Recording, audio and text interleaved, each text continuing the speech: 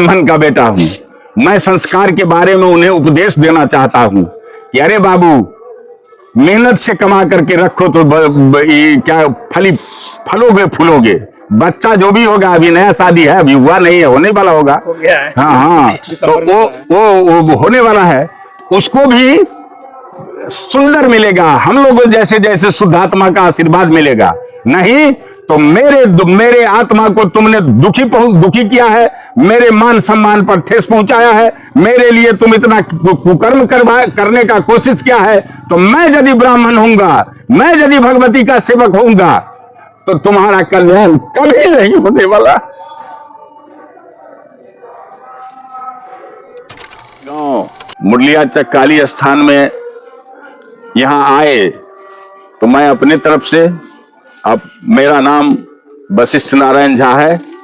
हम पूर्व जिला सभापति जन स्वराज के रह चुके हैं, पूर्व जिला अध्यक्ष जन स्वराज के रह चुके हैं, यहाँ से बिस्फी मुखिया संघ के अध्यक्ष हैं वर्तमान में, और यहाँ बिस्फी विधानसभा क्षेत्र से जन स्वराज के संभावित प्रत्याशी हम भी अप्लाई किए हुए हैं। मेरा ये परिचय है, और मैं नाहस रुपौली उत्तरी पंचायत के वर्तमान मुखिया हूं।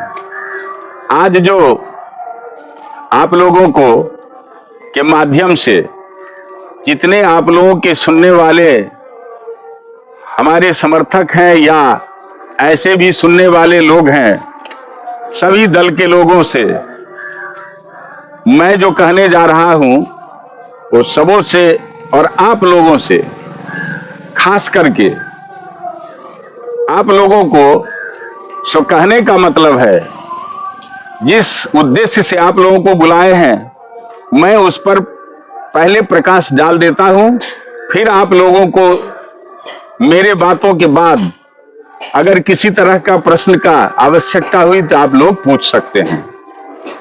पहली बात कि मैं आज 3-4 रोज से बहुत आहत हूं। मेरे साथ एक घटना घट गई। मेरे दामाद थे जो 42-43 साल के उम्र का, वो कैंसर से कुछ दिन से पीड़ित थे, जिनका निधन पिछले 3 दिन पहले 20 तारीख को हो गया। उससे भी आहत थे, और सबसे बड़ा आहत जो करने वाला बात था, सो पतौना थाना के बड़ा बाबू राजकिशोर पंडित जी द्वारा मुझे जबरन,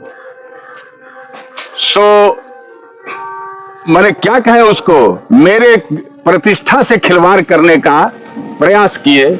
इसलिए आप लोगों के माध्यम से हम अपने आदरणीय एसपी साहब, आदरणीय डीएम साहब, आदरणीय प्रखंड विकास पदाधिकारी महोदय, आदरणीय सीओ साहब, अनुमंडल पदाधिकारी महोदय एवं अनुमंडल पुलिस पदाधिकारी महोदय से मैं निवेदन करना चाहूंगा कि आज आप लोगों के सामने मैं ये दिखलाना चाहता हूं। ग्राम सभा वही है नाहस रुपौली उत्तर का, इसमें प्रस्ताव संख्या 17 है, जिसमें मुरकट्टी पोखरा, जिसका पुराना खेसरा नंबर 851 है और नया 849 या कुछ लिखा 1751 है नया, उस जहां पर सरकार भवन भी बन रही है, उसके माध्यम से हम यहां पर ग्राम सभा 2 अक्टूबर 23 को हुआ, जिसमें हमारे आदरणीय पंचायती राज विभाग के पदाधिकारियों द्वारा जो मुझे पत्र मिला, उसमें लिखा हुआ है कि वो इसमें इसका पत्रांक दिनांक जो मैं आप लोगों को बाद में कहिएगा तो दे दूंगा, इसमें बहुत सारा पत्रांक, डीएम साहब का पत्रांक दिनांक है, और जीपीडीपी बनाने के लिए मुझे ग्राम सभा को अधिकृत किया गया। ऐसी सरकार की नियत के साथ उनका उद्देश्य था जो गांव में विकास हो, इसलिए मैं मुखिया जी इसको बार बार करने का प्रयास किया, लेकिन हमारे स्थानीय थाना प्रभारी महोदय बार बार मुझे डिस्टर्ब करने का काम किए।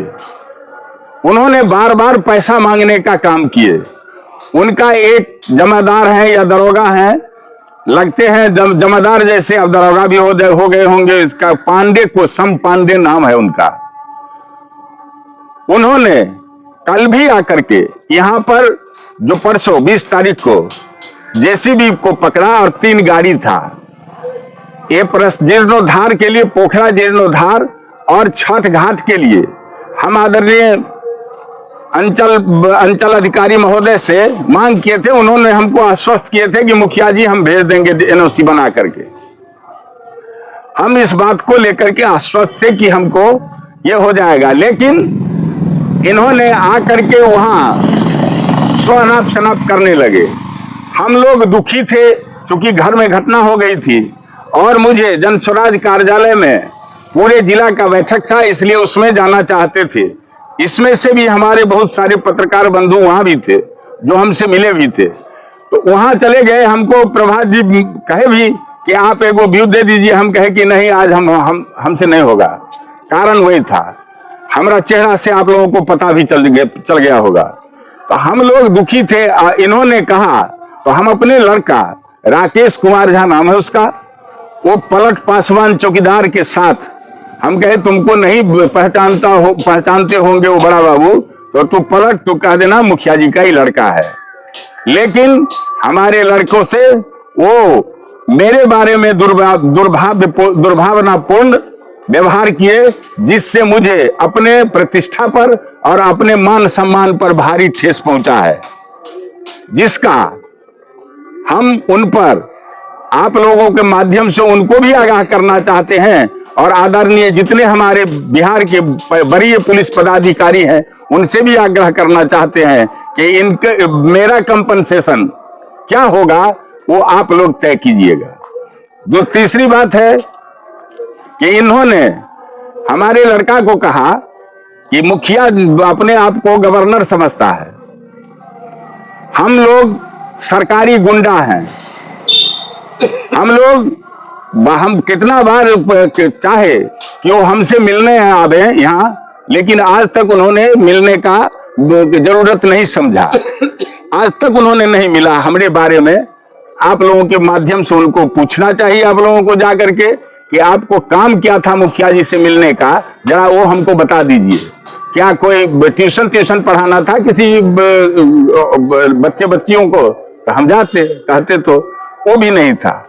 फिर भी इन्होंने 1,25,000 रुपया हमारे वो ट्रैक्टर वाले से और इससे, और मेरे इलाके में, सारे इलाके में मेरे प्रतिष्ठा का हनन इनके द्वारा किया गया, जो जिससे हम बहुत ही आहत और दुखी हैं।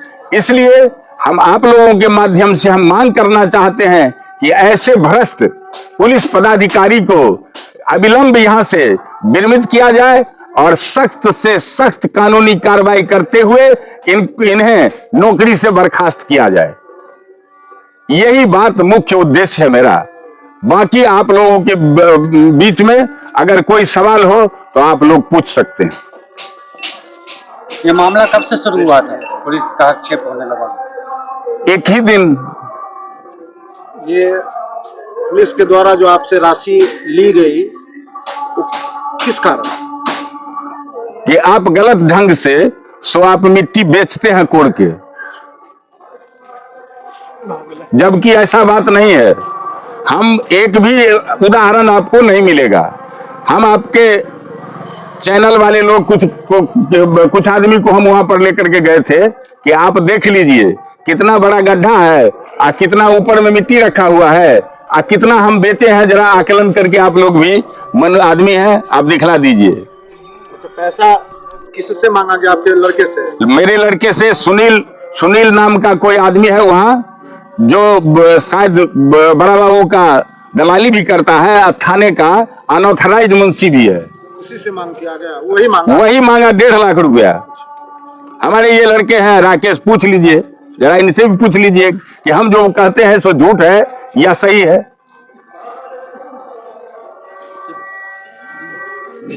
नेताजी अभी चुनाव का अवसर है, आपको क्या लगता है इस तरह की हरकतों से आपकी छवि पर कोई असर पड़ेगा?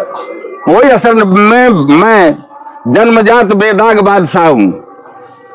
मैं जन्म से ही मेरा काम पूरा होल टाइमर, हम हैं सेवा करने के लिए आए हुए हैं।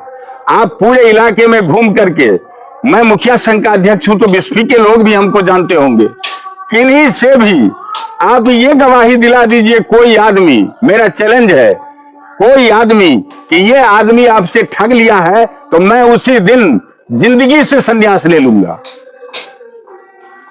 रही बात राजनीति की, तो मैं राजनीतिक आदमी हूं, मैं समाज का सेवा करना चाहता हूं, मैं धार्मिक प्रवृत्ति का लोग हूं, मैं मंदिर मस्जिद के पक्षधर हूं। मैं अपने समाज को उसका आस्था के संबंध में भी जहां तहां अपने भाषण में, अपने बात से उन लोगों का जैसा माहौल रहा उस हिसाब से रखता हूं। ये बात सही है। हमारे माननीय विधायक यहाँ के जो हैं, उन्होंने भी एक बार ऐसा हुआ था तो उसी थाना के एक दरोगा थे जो उनके कार्यकर्ता के साथ घर में ढुक गया था, तो उसको ले जाकर के उनके विरुद्ध मुकदमा हुआ और वो आकर के माफी मांगे, हम लोगों के सामने उनको माफ किया गया। हमको एक चीज का बहुत कष्ट, हम गरीब आदमी हैं, मुखिया तो जरूर हैं, हमारे यहाँ जितने आप चैनल वाले हैं सभी हमको जानते हैं, हम पैसा कमाए नहीं हैं। हमको कोई आवास योजना में, अभी जितना भी आवास योजना में जियो टेक हुआ है, कोई आपको जाइए खोज करके ले आइए पूरे पंचायत से, अगर एक भी आदमी कहे कि हाँ मुखिया जी हमसे पैसा ले गए हैं, वो तो हम उसको कहां से दें? हमको सबसे ज्यादा चोट 1.25 लाख रुपया हमको भुगतना पड़ेगा, क्योंकि काम हमारा हो रहा था तो देना भी हम ही को पड़ेगा। इसलिए आप लोगों से विनती है कि ऐसे चोर दरोगा से पैसा भी दिला दीजिए और इसको जल्दी से जल्दी इतना हाईलाइट कीजिए आप लोग मेरे माध्यम से। वो ऐसे हम उनको मानहानि का मुकदमा करने जा रहे हैं और आप लोगों को पहले सूचना दे दिए हैं। उसके बाद आदरणीय डीएम साहब से और एसपी साहब से मिल करके मैं अपने स्तर से उनको आवेदन दे करके उन्हें भी अवगत करा दूंगा। उसके बाद जो है अगर उससे भी बात नहीं बनी तो फिर कोर्ट का शरण लेना पड़ेगा। कर रहे हैं जो काम रुक चुका है, इस काम के रुकने से आपके ग्राम समाज में क्या इसका नुकसान है और यह काम क्यों होना चाहिए? क्षेत्रवासी में क्या कुछ आक्रोश है? देखिए, क्षेत्रवासियों में पूरा आक्रोश है, पूरा आक्रोश है पूरे गांव को। हम अगर नहीं रोके तो हमारा सारा गांव पतौना थाना चला जाएगा। उनको भ्रम है कि कोई कुछ नहीं करता है, नेतागिरी ऐसे ही होता है। उनको भ्रम है। उनको भ्रम दूर करने के लिए मैं आपके चैनल के माध्यम से, आप लोगों के माध्यम से हम ये भी चेतावनी देना चाहते हैं कि अगर इससे बाज नहीं आए, अब मेरा लिया हुआ पैसा वापस नहीं किए तो हम कह देते हैं कि पूरा जिला का जनस्वराज पतौना थाना पर जाकर के धरना और प्रदर्शन करेंगे और उसी जगह मीटिंग करेंगे। जिस बात की सूचना हम आदरणीय प्रशांत किशोर जी को, यहाँ के स्थानीय विधायक को और जो भी हमारे सर्वदलीय नेतागण हैं उनको भी देने जा रहे हैं, उनको दे के अब पतौना थाना पर करेंगे। थाना हमारा है, थाना वो आज आए हैं, पैसा बहुत कमा लेंगे, चले जाएंगे, लेकिन पतौना रहे। जिस रोज पतौना में राइट हुआ था उस आदमी का जन्म भी नहीं हुआ होगा, जो अभी यहाँ के अफसर इंचार्ज हैं। जाकर के पतौना में पूछ ले मेरे बारे में। हम लोग सेकुलर आदमी हैं, हम लोग चाहते हैं कि हमारे समाज में अमन चैन रहे, मंदिर मस्जिद में हर एक जगह नमाज और पूजा हो। हम ये नहीं चाहते हैं कि अब हमारे यहाँ ऐसे भ्रष्ट अफसर आ जाएं और मेरे जैसे ईमानदार आदमी को ही गिरेबान पकड़ के कहे, जबकि जो योजना जो हमारे अधिकार क्षेत्र में है उसमें वो रोकने वाले कौन होते हैं? उनको नहीं रोकना चाहिए, वो गलत जगह उनका इंडिकेशन चला गया है, इससे उनको बहुत भारी नुकसान होने जा रहा है। नहीं तो पंचायती राज मंत्री और माननीय मुख्य सचिव से जाकर के मिल करके इनके खिलाफ में भी हम कर सकते हैं, क्योंकि बिहार प्रदेश मुखिया संघ के सदस्य भी हम हैं। इसलिए हमको जब से अधिकार सरकार के द्वारा ग्राम सभा के माध्यम से विकास योजना चलाने के लिए कहा गया है, तो फिर मेरे योजना में दखल देने का अधिकारी पुलिस प्रशासन वाला कौन होता है? हमारे अगर उनको दखल देना था तो हमारे कार्यपालक पदाधिकारी आदरणीय बीडीओ साहब बसंत वो क्या नाम बसंत कुमार सर को जाकर के कहते कि मुखिया जी जबरदस्ती मिट्टी काट रहे हैं। हमारे सीओ साहब को कहते, वो अगर हमको रोकते। जिनको अधिकार है उनको लाना चाहिए, ये काहे आया। मैं आप लोगों के माध्यम से इनको चेतावनी देना चाहता हूं कि वो आकर के हमारा पैसा लौटा दे। खबर में ये भी पता चला है कि पुलिस प्रशासन ने आपसे, आपके परिवार के लोगों के साथ बदसलूकियां की है, बहुत भारी बदसलूकी। प्रशासन के गिरते सामाजिक मूल्यों पर आपकी क्या राय है? देखिए, हमारे ही घर के किसी बच्चे, किसी माँ बाप ने उस आदमी को भी जन्म दिया होगा। सरकार और नीतीश सरकार का एजेंडा ठीक है, मोदी सरकार उस एजेंडा के खिलाफ में हम लड़ सकते हैं, लड़ते भी हैं। हमसे लड़ाई में उसमें कोई नहीं आगे है, इस विषय में तो नहीं है। यहाँ जो भी नेता हैं, जो भी विधायक हैं, जो भी कोई हैं, वो हमसे पीछे हैं, हमसे जूनियर हैं, हमसे सीखने का कोशिश करते हैं। चाहे फैयाज बाबू हो, चाहे बचोल ठाकुर हो, जाकर के कहिए, आपके माध्यम से उनको वीडियो सुनाइए कि ये वशिष्ठ झा बोला है। अगर वो मेरे बात को काट दे तो मैं उनका गुलामी लिख दूंगा। प्रशासन जो ये कार्रवाई कर रही है, क्या संदेह भी है कि ऊपर से कोई दबाव है?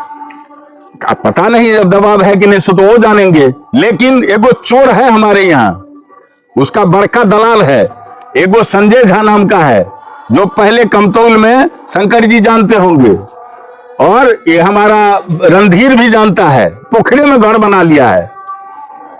वो चोर जो है सो उसका दलाली करता है। हो सकता है उसमें कमीशन उसको भी मिलता हो। वो बहुत ही 420 है। BSNL घटना में, वो चोरी में अब 1 साल या 2 साल जेल भी काटा है, इन लोगों को मालूम होगा। और दूसरे आदमी को गलत केस में फंसाने के बाद उस पर 211 चला है, वो भी मालूम होगा। या आप लोगों को कभी आवश्यकता होगी तो मैं वो भी उपलब्ध करा दूंगा। बहुत बहुत धन्यवाद। सुनने में आया है कि प्रशासन के द्वारा पैसा की वसूली की गई है आपसे, कितने पैसे रकम थे और कब की ये घटना है? ये 20 तारीख की घटना है, जब हम यहाँ पे पटौना प्रभारी के माध्यम से काम को रुकवा दिया गया तो हम उनके पास पहुँचे। जो सर आपने किस आधार पे काम रुकवा दिया है, जरा बता दीजिए हमको, जो मैं इससे फलाने आदमी को आहत हुआ है या इससे फलाने को कष्ट हुआ है, तो आप हमको ये कह दीजिए, और क्यों कर रहे हैं आप उसको। लेकिन वो हमारे साथ पुलिसिया व्यवहार तुम तरह का किए, बहुत ही गलत शब्द सब भी बोले। जो तुम्हारे बाप को बुलाए 1 साल पहले, वो मुखिया नहीं, वो गवर्नर हो गया है। 10 आदमी सुनने वाला था वहाँ, अपने हमें ये फील हुआ कि भाई ये हमारे इज्जत के साथ ये कर रहे हैं। हमसे उन्होंने, उनका जो मुंशी जी है वो हमसे 1.5 लाख रुपया मांगे, होते हुए थे मुंशी का नाम बताया जाए? सुनील कुमार। वो फिर हमसे होते होते 1.25 लाख रुपया पे, क्योंकि ट्रैक्टर और JCB दूसरे का था, वो लोग एकदम ये हो गया कि जो किसी भी तरीके से हमारे ट्रैक्टर हटवा दीजिए। हमने कहा कि ट्रैक्टर रहने दीजिए, CO साहब से बात हुई है, CO साहब NOC दिए हुए हैं, CO साहब से भी बराऊ की बात हुई थी, लेकिन बराऊ तो बराऊ है अभी, वो तो मतलब 1 मैन आर्मी है अभी, ये समझिए। पैसा उसी दिन आप दे दिए थे? जी, उसी रोज पैसा तभी दे दिए, तब जाके 4 घंटे के बाद हमारा JCB वहां से निकला। क्या कुछ मांग करते हैं मधुबनी के DM और SP साहब से? मधुबनी और DM SP साहब से इतना ही मांग करना चाहेंगे कि ऐसा भ्रष्ट प्रशासन पदाधिकारी को यहाँ से अविलंब निलंबन किया जाए, और उनके विरुद्ध जो है प्रशासनिक कार्रवाई। पुलिस के पदाधिकारियों द्वारा उनके ऊपर किए गए गलत आरोप और अश्लील बातचीत को आप कैसे देखते हैं, और इसके प्रतिरोध में आप लोग क्या करने वाले हैं? इसके प्रतिरोध में ग्रामीणों में जो गुस्सा था वो बहुत कुछ हो जाता है। जैसे आए दिन हुआ करता है कि पुलिस को घेर के आदमी लोग रोड़ेबाजी कर दिया, पत्थरबाजी कर दिया। हम लोगों ने उस माहौल को रोक दिया कि नहीं, हम थाना पे जाके उनसे बात करते हैं, उनसे बात करने के बाद ही वो कुछ कहा जाएगा। मैं मधुबनी पुलिस प्रशासन पदाधिकारी से यही मांग करना चाहूंगा कि इन पे आप जांच बैठाएं, ये किस प्रकार के पदाधिकारी हैं, और इनका जो पदाधिकारी खुद वो दारू पी के आता है, इस इलाके में पता कर लिया जाए जो पांडे जी किस स्थिति में रहते हैं। हमको लग रहा है कि शायद यहाँ पे जितने भी पत्रकार बंधु हैं वो भी जानते हैं कि पांडे जी खूब पीते हैं। तो बराऊ को उस चीज पे नजर नहीं है, बराऊ को इस चीज पे नजर है जो बेदाग आदमी है उसको, उसकी छवि को कैसे धूमिल की जाए, मुखिया जी की छवि को कैसे धूमिल की जाए, क्योंकि वो विधानसभा भी संभावित प्रत्याशी हैं, तो इनका काम कार्य, इनके बारे में कुछ ऐसा कर दिया जाए जो समाज में इनको, जो इनके प्रतिष्ठा पे पड़े। क्या लगता है, कोई राजनीतिक दबाव है किसी ओर से? जी नहीं, ये नहीं कह सकते हैं। धन्यवाद।